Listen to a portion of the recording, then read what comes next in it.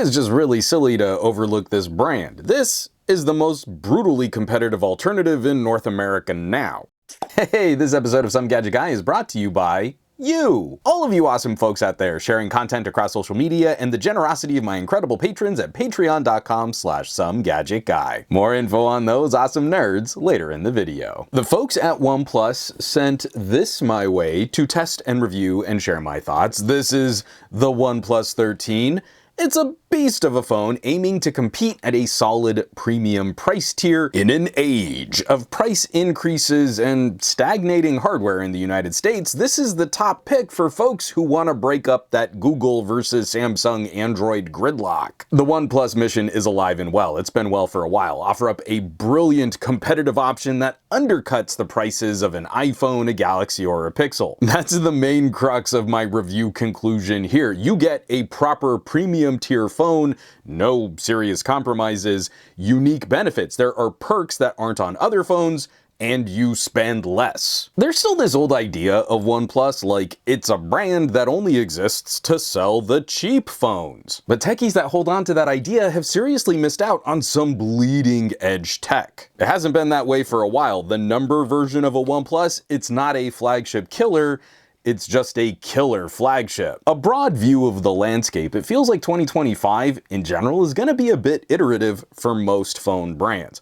The cost of Qualcomm's new chip is even more expensive than last year. So a lot of the hardware in these devices is kind of floating in place or shifting parts and pieces around to find other cost savings. Nearly every feature here gets a light touch. It adds up to an overall better phone than the OnePlus 12 if it doesn't quite look like a dramatic change year over year. Obviously, the biggest change up is going to be the design. I am so happy to see flat edges, flat screen, but in an aesthetic that does not look like an outright iPhone clone. Apparently, there are ways we can make a flat device without just copying Apple. Who knew? There are chamfers and edges and bends. I'm reviewing the blue model with this nice vegan leather back. There's just no confusing this for anything else on the market. Little improvements here and there, like the screen getting a bit brighter. The OnePlus 12 was easy to read outdoors. This is a little easier to read outside. Vibrant, colorful, high refresh rate display. These are all expected at near $1,000 unless you're a hardcore Apple apologist.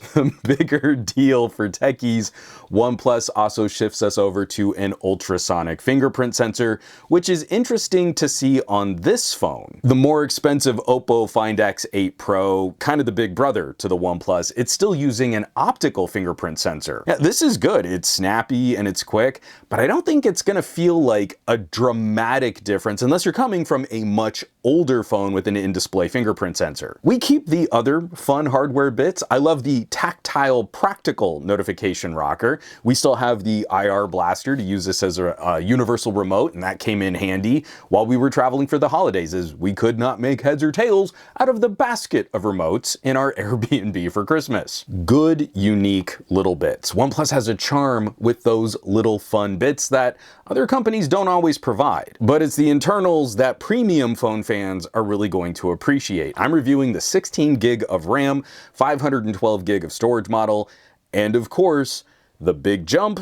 is in the chip. This is an important year for Qualcomm. The Snapdragon 8 Elite is a different configuration than we've seen from Qualcomm in the past, and this is also a transition into using their own Orion CPU cores instead of ARM reference designs. There's like a whole court case about it. You might have seen that pop up in your news feed. But this is also tough for phone manufacturers, as the 8 Elite is even more expensive a component than the previous 8 Gen 3, which was already a pricey bit of hardware. We have to expect that's gonna kind of mess around with phone pricing over 2025.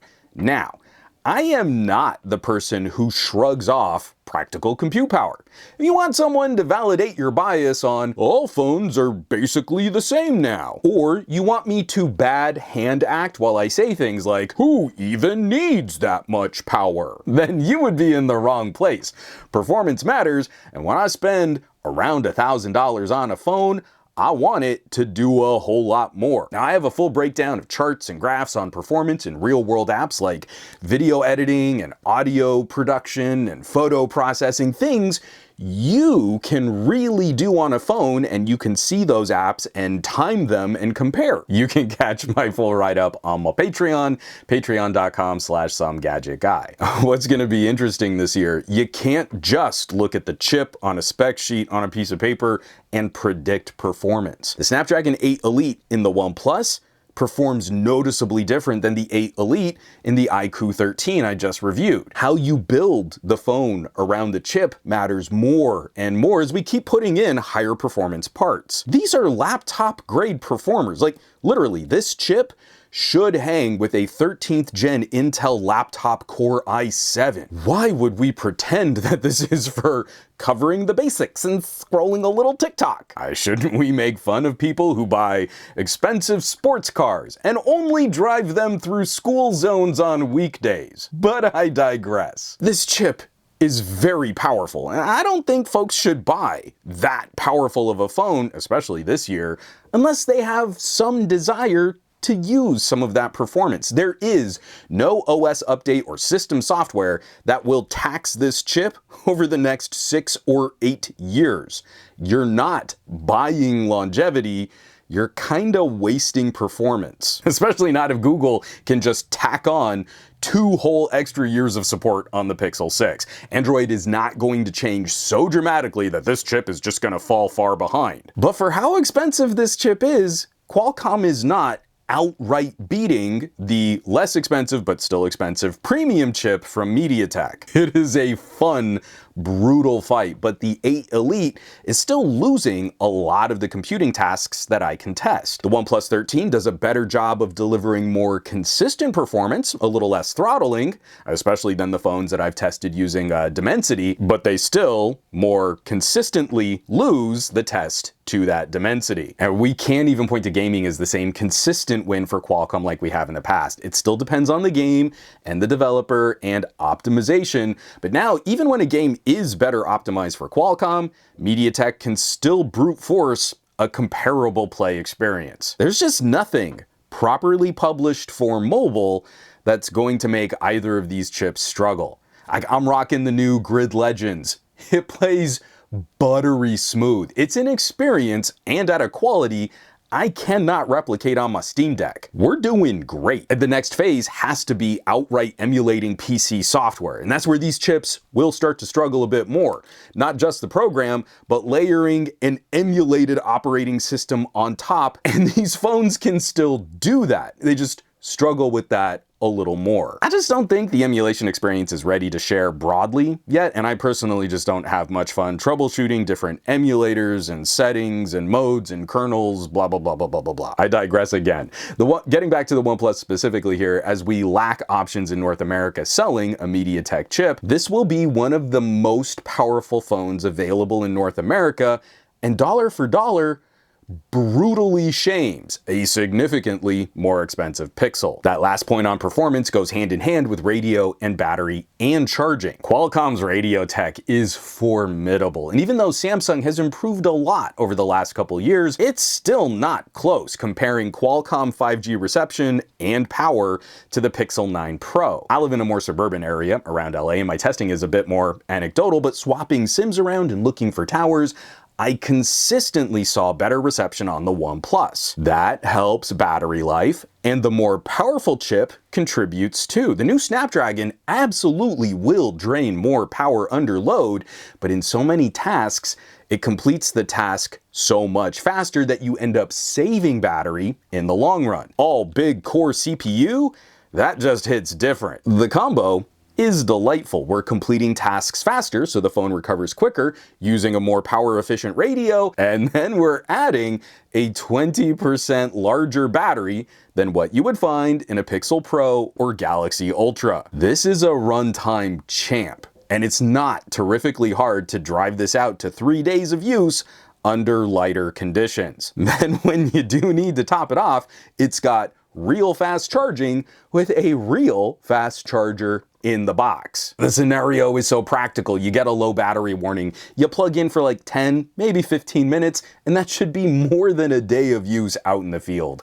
This is a huge perk of the brand, especially here in the States where the major players aren't interested in fast charging. Google and Apple and Samsung would rather you buy more accessories and chargers and wireless pads than actually improve the core functionality of the phone. Those other companies know they're going to make more money off of your battery anxiety. And you just don't think about power on a OnePlus like that. You plug in literally when you need to, and there's almost no anxiety because a quick top-up really is a quick top-up. And we should spend a little time talking about software too.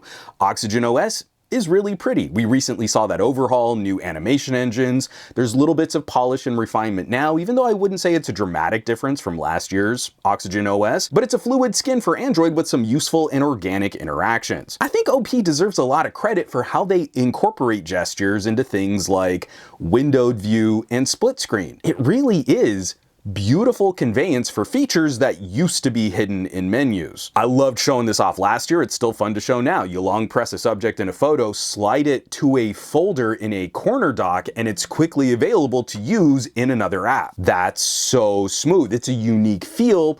And while OP is cribbing some things from Apple, I wish it wasn't, like recording timers when screen recording in that little floating island. Overall, it is a very pretty experience. The bummer for all of us techies are all the AI buzzwords being thrown around, things like the new photo editing tools. Now, being able to upscale a cropped photo sounds really cool, but I can't do it unless I have a network connection. So it's not the phone's performance accomplishing that task. Well, why sell me on increasingly powerful and expensive chips to do the AI if the chips aren't really doing the AI? I'm gonna be putting together a video soon on some of this where it's just maddening to see what's done on device and what's being done up in the cloud, and how hard all these companies are working to blur the lines and confuse consumers. So stay tuned for that. It should be kind of fun, depressing to chat out. In the meantime, this phone is a beast when you really do work on it. I wouldn't buy any gadget right now on the promises of AI. What gets sent up to a data center isn't going to make me excited about buying an expensive phone and putting that processing power in my pocket. And I know I quipped a while back about support and longevity, and I know a lot of people really are interested in that as a topic. OnePlus is moving to 4 OS updates and 6 years of patches, and I'll be curious to see how Android evolves over the next 4 years. I don't think we're going to see massive significant changes, but I still think that last promise of more security patching is probably the more critical aspect to keeping devices running longer, keeping them out of landfills. Even if it's not architecturally taxing this chip, I'd rather have an older OS that has been polished and refined and bug fixed for 2 years, rather than just shoehorning in a new OS on a 6-year-old phone. I seriously doubt that any company, not just OnePlus, but Samsung or Apple, releasing a phone today, that company is going to be pouring the same resources and quality and attention into OS updates for phones in 2031. I don't know, we'll see. We'll set a calendar reminder, check in on the OnePlus 13 in the year 2032. It is wild to me that I just heard that year come out of my face. Lastly, we should chat about the cameras a little. I'm still collecting samples for my standalone camera review. Those are Patreon exclusives, but this feels really similar to the OnePlus 12. The new telephoto boasts new optics and new prisms and a slightly larger sensor, but in practical use, I can't say that's really changing up the results I see. This is still a great triple camera all-rounder. It punches well above similarly priced options like the iPhone Plus or Galaxy Plus. The Hasselblad collaboration has really spruced up OnePlus's photo chops, and we arrive at a photo solution which handles the auto mode stuff really well. It's OnePlus. There are these clever little bits, like how you can toggle an action mode in the main auto viewfinder, or just permanently lock an exposure adjustment. That kind of stuff is really handy, being able to just work it really quickly from your main auto view. I just wish we had a bit more control, especially for video. The master mode for photos is very good. The movie mode for video is just kind of fine. The philosophy definitely leans a bit more in the direction of something like a Pixel and less in the direction of a Vivo or a Xiaomi or even an Honor. Streamlined, fast, easy to use, but then I need to leave the OnePlus app to get more control over my output. I'll definitely have more to share soon when I put together that longer camera deep dive. So that's about where we should wrap this up. My conclusion was earnestly at the top of this video. I've really enjoyed OnePlus products for years. And from the OnePlus 8 Pro onwards, the brand has consistently delivered an incredible bang for buck. I worry that people hear me say that and think, but it must be a cheaper phone with a fast processor and lots of compromises. And that's not what this is. I said it before, I think it's really silly, in my opinion, to not hold this up directly against options from Google and Samsung, especially with recent hikes on phones like the Pixel 9 Pro. Match the storage here at 512 and you're spending 30% more for a Pixel. Over $300 more MSRP. $300 more for the least powerful premium phone sold above $1,000. A phone with a smaller battery, slower charging, poorer radio reception. You have to give Google a 30% price handicap, and it's still a brutal fight where the Pixel loses more than it wins, especially comparing hardware. I love my time with the Pixel. I love Pixel call screen. I really miss Pixel call screen and spam filtering when I'm not using a Pixel, but that's a communication experience I can get on a mid-range Pixel for a lot less. For everything else I like to do on the go, I'd rather have the computer that can do more faster while using less battery to get those tasks done. And it's fine if you're not doing that. It's fine if you're not using that compute power, but I think more folks would truly be better off buying a Pixel A series or a Galaxy A series.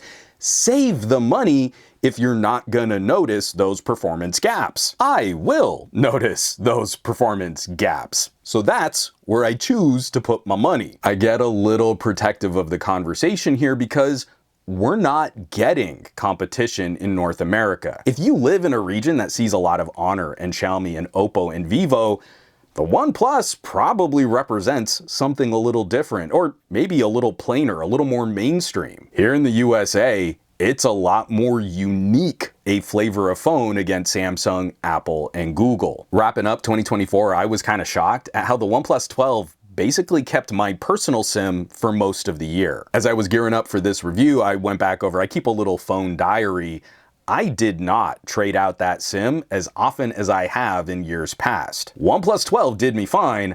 I have a sneaking suspicion that the OnePlus 13 will probably keep my SIM card again for most of 2025. And there's gonna be so much more to cover as I go through a couple comparisons that I've got planned. I might be looking at kind of year-end wrap-up where I was with the OnePlus 12, how it compares to the 13, and maybe there's gonna be another little brother version of this phone that we'll be talking about very soon. Who knows? That could happen. It's been crazy. As we wrapped up 2024, we're just into 2025, and we front-loaded so many incredible phones right at the beginning of the year. I'm super stoked. We've got so much to dig into, so much to look at, and the folks who get to see the results of my testing first are my awesome patrons, the people over on patreon.com/SomeGadgetGuy. This list of names scrolling by on your screen right now, these folks are helping to keep the lights on here in the Gadget Lab. They're basically the coolest tech nerds in the universe. They're really fun to hang out with. I hope you'll check them out. Now, you know where you can find me around the rest of the internet, at SomeGadgetGuy, basically everywhere. But these days I'm trying to spend a bit more time on the Mastodons and the Blue Skis, a little less on the Facebooks, Instagrams, Threads, and definitely not on that dumpster fire site. And I will catch you all on the next review.